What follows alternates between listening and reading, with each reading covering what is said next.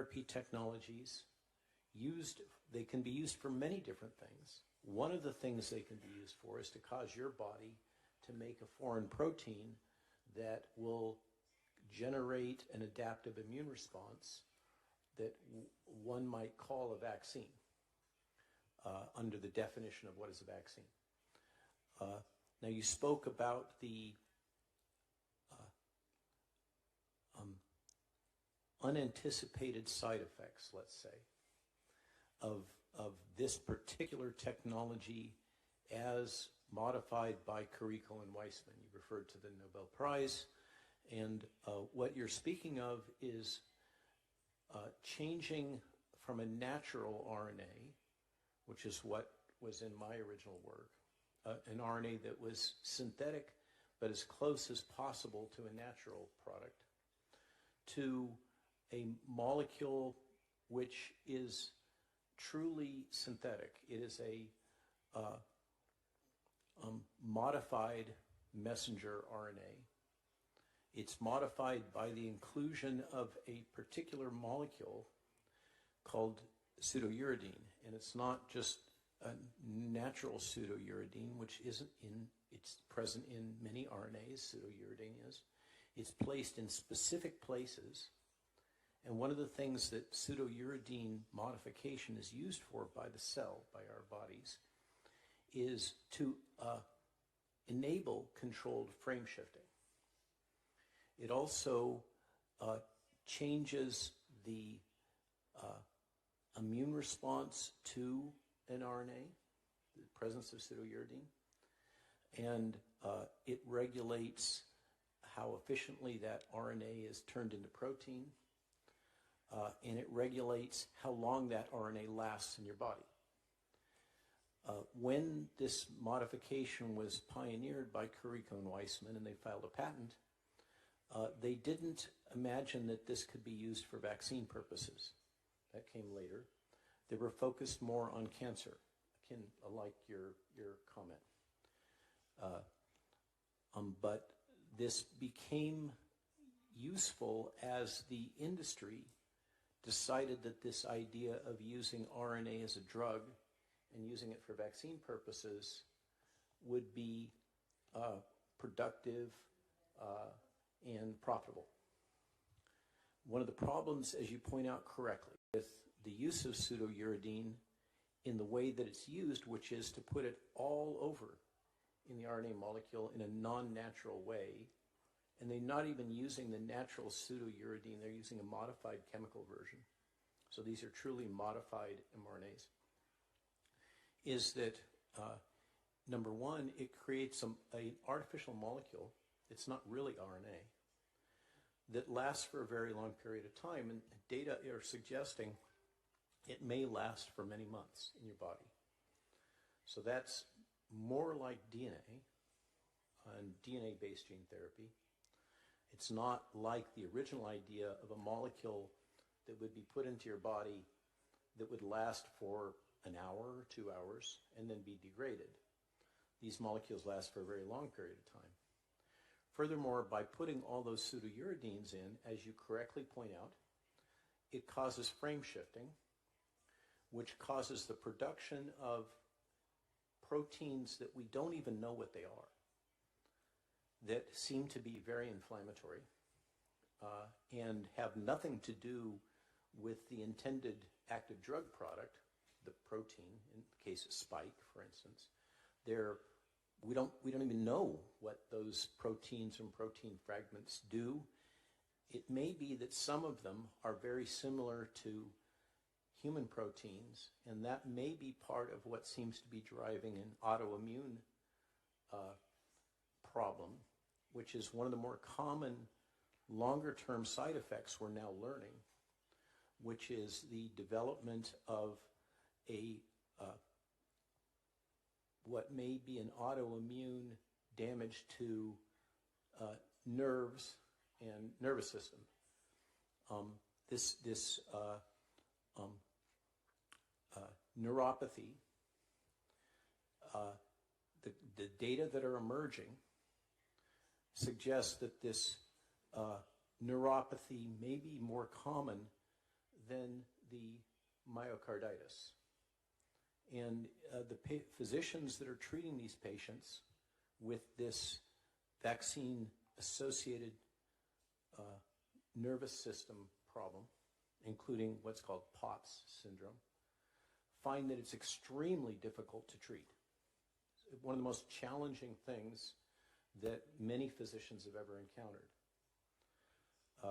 It's not generally recognized as one of the adverse events, but now in American research and in what we're learning at the Advisory Committee on Immunization Practices, it's becoming clear that it is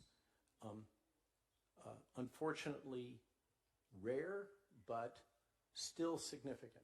Now, I need to take a moment and say something important. I'm here in my private capacity. Although I serve as a government employee under Secretary Kennedy at his appointment for the CDC and the Advisory Committee on Immunization Practices, where I'm the co-chair, I'm not speaking on behalf of the government, of the CDC, or the ACIP. I'm speaking in my own capacity right now. I just want to be clear on that. But this problem of the neuropathy may be related to this frame shifting. The longevity of the RNA clearly is associated with the pseudouridine modification. And I think it's important to recognize that what is being administered to patients is not natural RNA at all.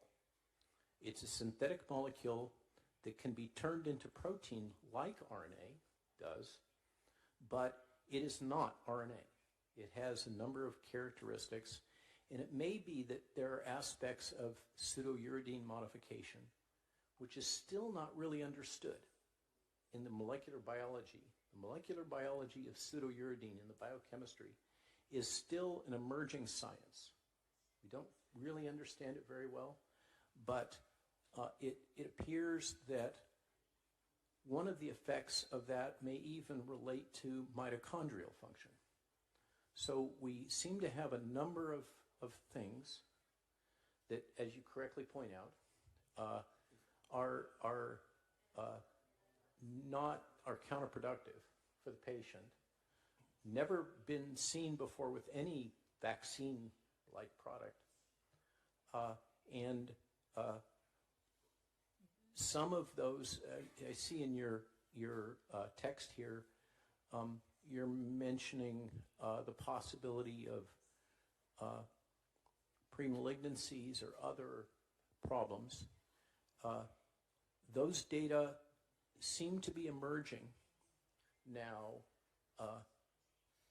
now that we've had a long period of time since the RNA was administered. Now, there's another issue that you have not yet touched on, but I know you're very aware of, which is that the manufacturing process that is used in producing these RNAs is based on, it takes the DNA to make the RNA. And it's using a circular form of DNA purified from bacteria called a plasmid. And the delivery system, the lipid nanoplex that's used to deliver the RNA into your cell, also delivers DNA. It was in fact first invented for DNA purposes, and then I adapted it for RNA purposes back in the late 1980s. But it delivers DNA just as well as it delivers RNA. And unfortunately, the emerging data from many laboratories all over the world is that these products have significant levels of leftover DNA fragments from the manufacturing process, in which this circular DNA is cut into small pieces so that it's, in theory, no longer active. But the manufacturing purification process is not sufficiently efficient to get rid of those DNA fragments. And so those DNA fragments are being delivered together with the RNA into your body when you accept these products. That's not intended. It was not revealed as a characteristic of the drug. And so technically, I argue that it represents, from a regulatory standpoint, what is called adulteration. It's a contaminant in the product that isn't supposed to be there, wasn't revealed to be there. And as I mentioned, laboratories all over the world, including in EMA, have confirmed that this impurity is present. So why does that matter? Because the particles deliver the DNA just as well as they deliver the RNA, it means that your cells are receiving both small DNA fragments and RNA. Unfortunately, small DNA fragments are what the technical term is highly recombogenic. What that means is they are readily transported into the nucleus and insert themselves into the chromosome. So we have a clear mechanism of action. We have a clear documentation of contamination with these small DNA fragments. And we have a risk of genomic alteration associated with these products that was not anticipated.